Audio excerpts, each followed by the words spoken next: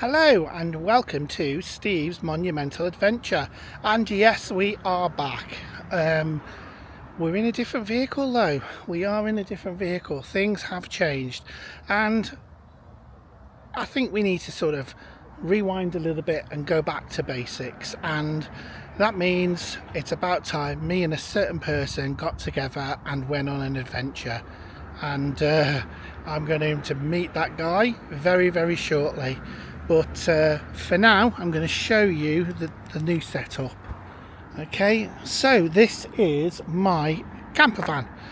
Now, this is a 2012 Peugeot Partner, and it has been basically pimped, so it is a camper van almost.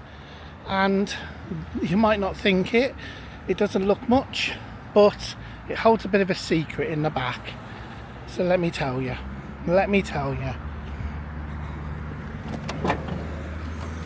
So as I open up, you can see it actually has a boot jump in it. Now, if any of you don't know what a boot jump is, it is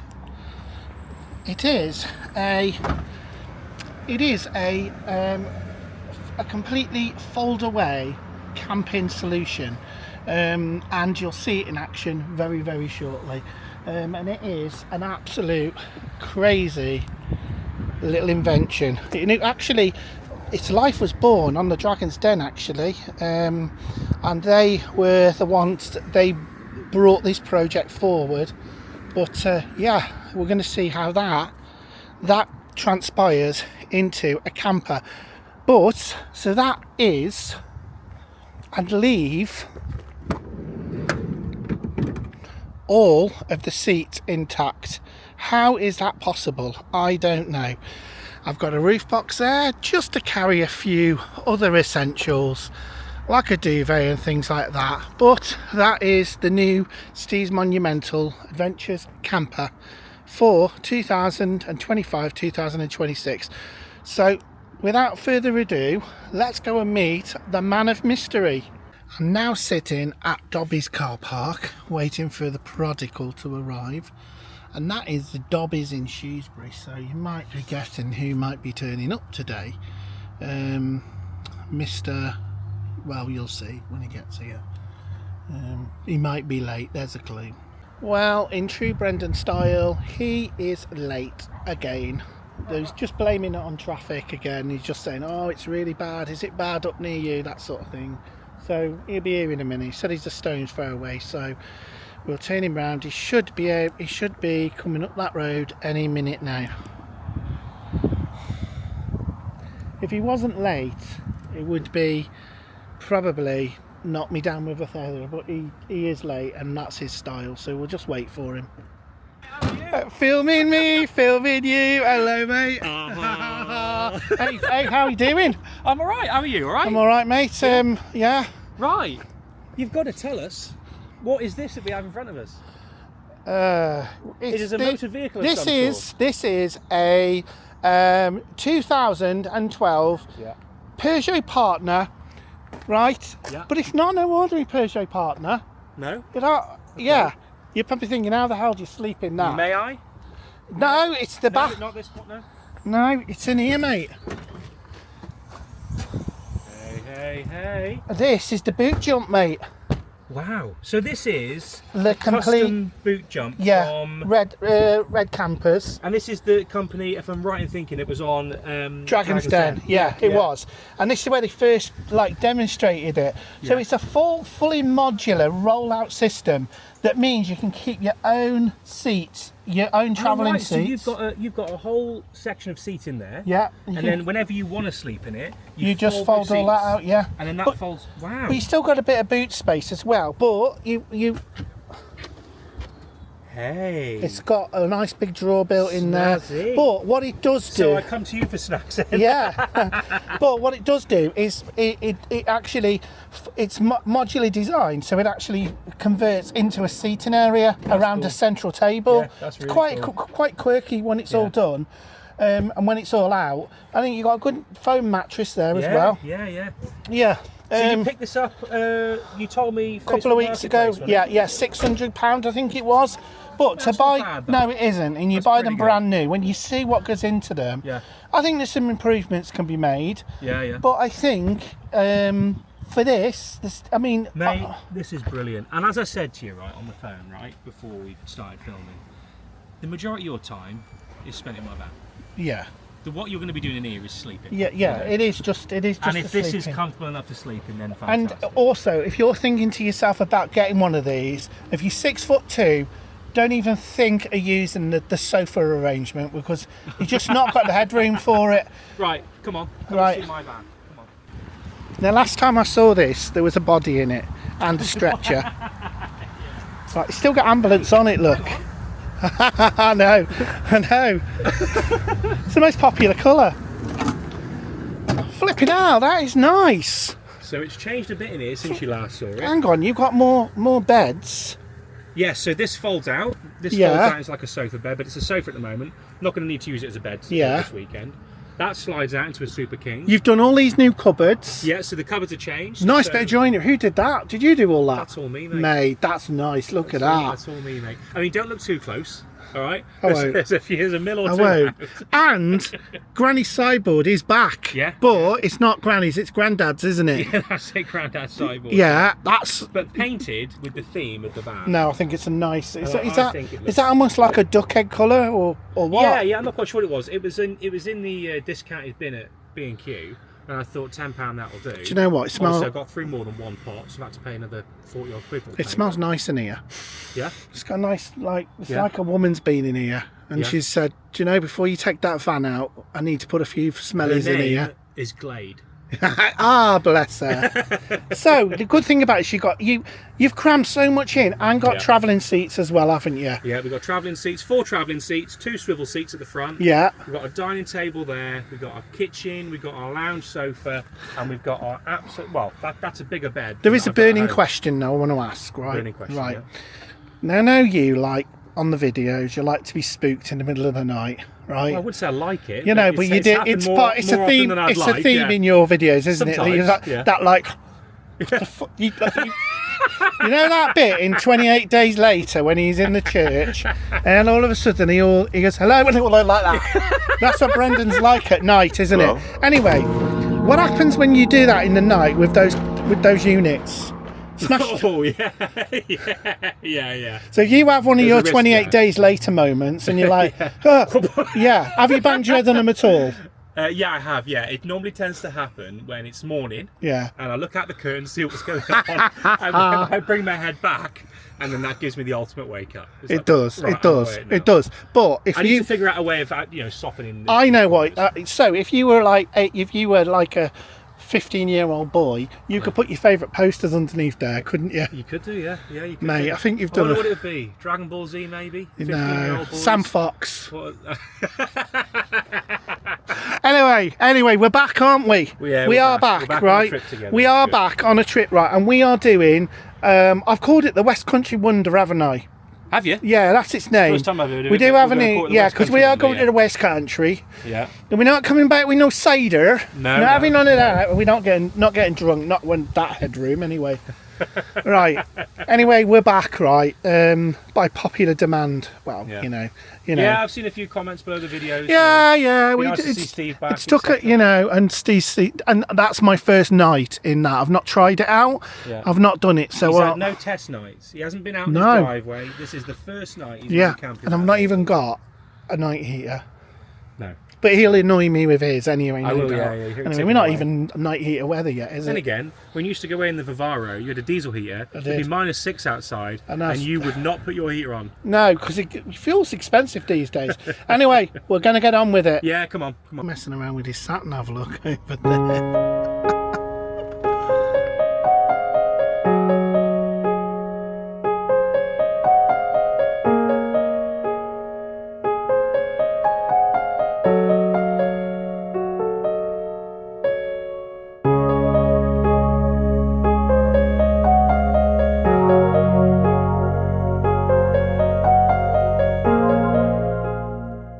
Well, we are heading into Leominster now. We've It's about an hour from Shrewsbury, and that's the first stop to get some chips from a chip shop in Leominster. That's our first stop. It'll be a good time for me and Brendan to catch up as well. So we're not too far away, about 5 minutes away from Leominster. So yeah, we're nearly there. Well, not nearly there, next to the building obviously. That's the fish and chips sorted out, all refueled and ready to go. And this is the place, this is DeMarco's Fish and Chips, and that is in Leominster. Okay, so now we're going to head down towards Monmouth now and try and find our park up, which is still a little bit of a mystery. Okay, hello there, and we are parked now in a place called Monmouth, and it's a little park up here. Can't really show you much outside because of the it's pitch black, but this is the jump now. I'll show you what I've, see it there, check it out. That is the bed. Check it out. It's cool, isn't it? In your bed, there you go, no bother. Right, so I could just literally take my shoes off now and get in that bed, out in the back like this, and it's, well, let me turn you around. Oh yes, this is all right, you know. This is going to be a comfortable night's sleep, you know. I don't think I'm going to be worrying too much here. Whether this is comfortable enough, the mattress, is another matter, but it actually looks all right. Wow, here I am in my beat jump. Not sure yet whether it's comfortable or not. The jury's out right now. It's still early on. I'm just still getting a bit organised, but yeah, it'll be okay, I'm sure. A very good morning to you, and well, it's always going to be a difficult night's sleep to start off with, and yeah, I think it was a bit of an off and on night really. I don't think I really got a great deal of sleep, only because it isn't your own bed, and yeah, you know, but generally it was comfortable. I couldn't complain about that. Being so tall, it's the headroom really. It's not a major issue, but you know, you do have to make some sort of compromise. But yeah, actually I thought it was all right. Well, that's me sorted out for the morning. It's a nice location this is, so let me just give you a little bit of a thing.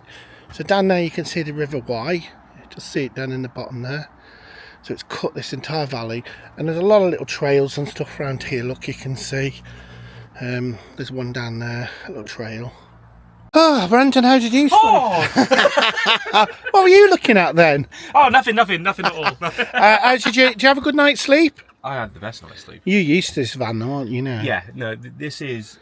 Yeah. I have a bigger bed in this van than I do at home. It's crazy. Name one thing you'd change. One thing I'd change? See, that's good. You're just thinking about that, wouldn't you? So, no. Sometimes I do think, right? Yeah. Until I actually get in the bed, and then that thought disappears. But sometimes I do think that having the U-shaped lounge, Yeah. with the dining table, and being able just to, you know, go in there and have a proper family sit down would have been possibly a better idea for a family build. But then I get in the bed and then I realise, no. I've always said that, haven't I? Yeah. Your night's sleep is the most important element of it. The thing is, right, with the Renault Masters, if you're really tall, like, what, you 6'3"? Yeah. Yeah. You can't sleep widthways. No. I mean, you can if you like curl your legs up a bit, but if you want to stretch out, you ain't sleeping widthways.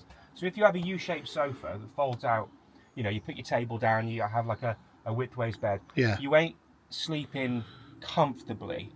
Whereas with this, it pulls out. Yeah. I have lengthways, so I have the super king width and the king size length, and it just because I think in my Vivaro I slept lengthways.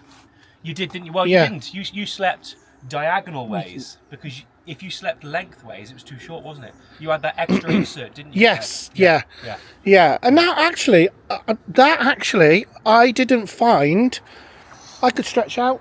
I wasn't cramped up in that. To No. be fair, when I tested that last night and jumped in the back, I didn't feel cramped. Yeah, so we know it's feasible. Yeah. But I'm not going to be using those the front seats. But yeah, I think the bonuses are going to be with that will be fuel economy. Fuel economy, absolutely.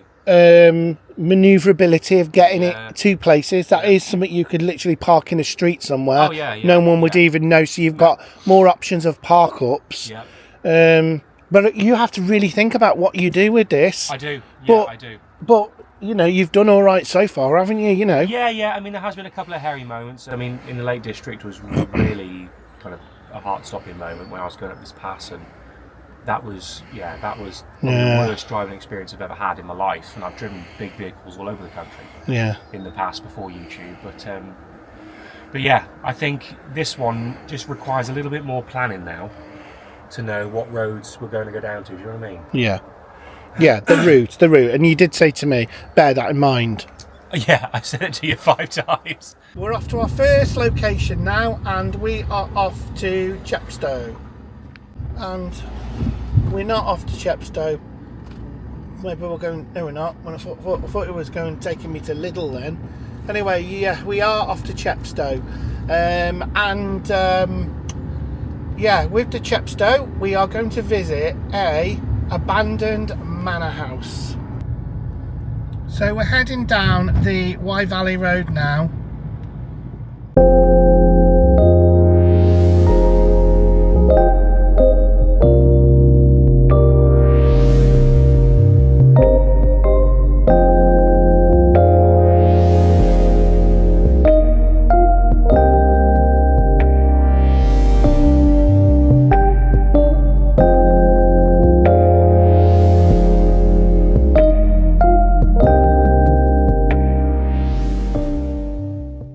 Brendan has hit a branch and he's knocked his wing mirror off. That guy doesn't know how big that vehicle is. Anyway, he's mended it now. Little minor hole in the wing mirror, but nothing to worry about. Anyway, we're not far away. We're literally 5 minutes away. You can see on the sat nav. Anyway, let's get to the location. We've arrived at just on the outskirts of Chepstow, and we are going to have a look at, I think it's called Piercefield Park, and it is got a very interesting story to it, but it's a bit of a short walk away, so we'll see how Brendan gets on with that. So we are going to, I think it's called Piercefield Park, right? Okay. And I've not been there before, so this is a journey of discovery. But in the depths of the woodland up here, it opens up into the beautiful parkland. Okay. And there's a mansion up there. I only found it when someone drowned it the other day, so it is. So I can imagine. I'm going to look at some of the clues here. So if you look at this looks like something significant, but it looks like we're going up that. Yeah, we're going up that way. Okay. All right. Hello there. Okay. So this is the path up there. It doesn't look like it does. Yeah. So looking here, this looks like the boundary wall of that building. Look, because we've got a little bit of an entrance. The estate, yeah. So I would imagine it would have some beautiful driveway up to it. Yeah. You see How old is it, this place? Was it built in like 19... Yeah, I'm going to have a look in a minute and get a bit more info of the age. The walls here as well. Yeah. So we're now on the inner outskirts of the boundary. So we know we've got that planting, that typical stately home planting. Certain trees they use. Okay. And you're going to see them. Oh, conker trees. Yeah, like that. I'll get bonked on the head in a minute. Yeah, but this looks a really nice walk, doesn't it? Yeah. So it looks popular. But we'll see. We'll see where it takes us. I've got the drone in the bag. You got your drone? I've got the drone, mate. We're all good then, aren't we? It's a little bit dull, but we'll be all right. So imagine coming up here on horse and carriage, and you're coming up here up this sweeping driveway, all of this open parkland to impress your friends and business acquaintances, and then all of a sudden you come to them beautiful mansion, which this isn't so beautiful, but in its and this is what we have to appreciate, in its heyday it would be. So we're just coming up to the brow of the hill where their visitors would have got their first glimpse of the house. And look at this, how the planting is here. We've got these beautiful oak trees just positioned here randomly. Well, they're not even randomly, they're all placed in a way that the landscaper would have wanted. And this is, was said, one of the finest 18th century, late 18th century landscapes that was available. We can see that cluster of trees over there in a prominent location, and the rolling, undulating parkland is just fab. And all this is open to the public for just to come and have a wander around, walk the dog. You know, imagine if you were dating a lady for the first time, or a gentleman, and you wanted to bring them somewhere a bit nice. Here would be the place. Have a nice walk, hand in hand up here. Am I painting this right, aren't I? I think so, yeah. And then you can see that lovely house. Well, it's not, you've got to hear me out on that, right? We're going to have a look at it. We're going to have a look. So we're going to have to go across the grass now. I feel like I'm walking on a National Trust property. It just... But I've seen the derelict mansion, because that's a lot of people go to National Trust, is because of the beautiful maintained landscape. But who maintains this? Who pays for it? I don't think you need to. Put a couple of cattle, bit of sheep on here. Maybe that is it. A bit of cattle grazing. But there you go. So there is that neoclassical building. Very, very square, very symmetrical. And we've already had the drones as close as possible. But I'm glad I saw it, and whoever posted that picture, thank you, because I never would have known it was here. Let me tell you a little about a video that is coming up that I found. I had this rumour that in Beaumaris in Anglesey, there was a mansion in the middle of the woods. And oh my God, have I got a video for you, me trying to find that. It was the most incredible place I've ever been to. It was absolutely huge, in the middle of a forest. Beautiful. That's coming up in 2029. So let me give you some history on this place, okay? So this place is synonymous with the slave trade, and the wealth of this particular house is related to the slave trade. So a lot of people who've owned it over the years have been involved in the slave trade.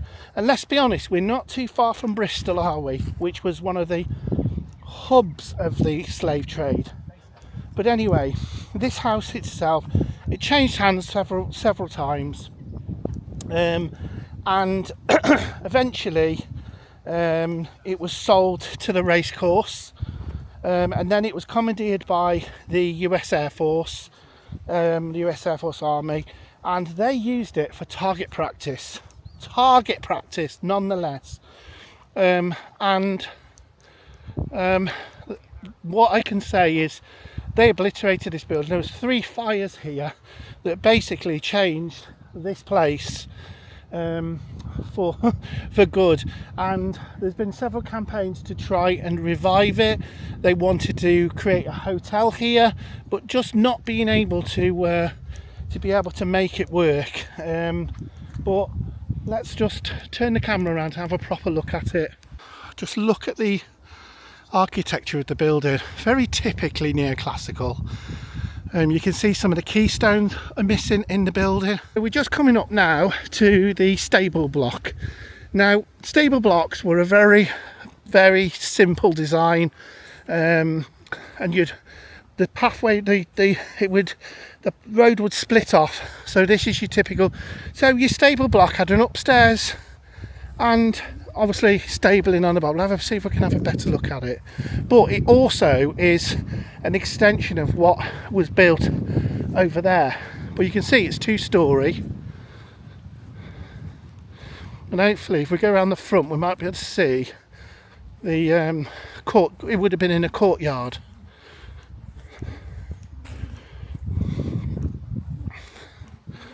Look at this great corner here. Look at that. Here we have the entrance into the courtyard here, and those lovely curved walls inside. So we come round here, we can actually see another entrance in, which has been bricked up and they've put a window in. Almost like an abbey. And an entrance to a abbey, so there is another one. So it looks like it would have had entrances on all 4 corners. You can see how they've literally filled that in. There is the yard, the livery yard. And they would have had deer, in these, deer enclosures. There's a place on the edge of Chepstow where the past doesn't whisper, it echoes. This is Piercefield House. A grand Georgian dream built to impress the world and now left to the wind and the rain and the elements. In the late 1700s, this was one of Britain's most famous landscapes. Travellers came from all across Europe to walk its cliffs, grottos and viewpoints. The original Wye tour was long famous before Instagram made viewpoints a thing. Its owner, Valentine Morris, poured everything into making Piercefield a spectacular place to come, with beautiful terraces, temples and dramatic river vistas. A showpiece of this picturesque movement where nature wasn't just admired, it was designed. But the beauty had darker foundations. Much of the wealth that came from Piercefield came from Caribbean plantations and enslaved labour, a reminder that even the grandest landscapes can carry uncomfortable truths. But Morris eventually lost everything. The estate was sold and the house changed hands and fell into decline. And by the 20th century, its roof was gone, its rooms stripped and empty, and its story was half forgotten. Today, Piercefield stands as a monument to ambition, artistry and the complicated dark history. A ruin but not silent, because every stone here remembers the world that built it and let it fall. Well guys, there is our visit to Piercefield Park, right on the edge of Chepstow Racecourse, right in the meander of the River Wye, built on slavery. Is it justified that this building is left to deteriorate in the way it is? Is that really, should it just fall to the ground because of what it was built on? Think of the people that lost their lives or lost their independence just so people could build a house like this. What's your opinions on this? That'd be quite interesting to know. There's no doubt slavery built the likes of Bristol and Liverpool. So is that, is that history? Should we preserve that in any way? Anyway, I hope you've enjoyed it. We are now going off to our next location, and I will see you shortly.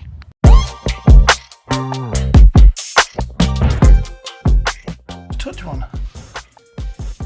Oh, they're soft. It's like well, on a wet September afternoon, we are in Cheddar Gorge. That's like incense, probably, all that sort of stuff. And Brendan wants to go in a wood shop.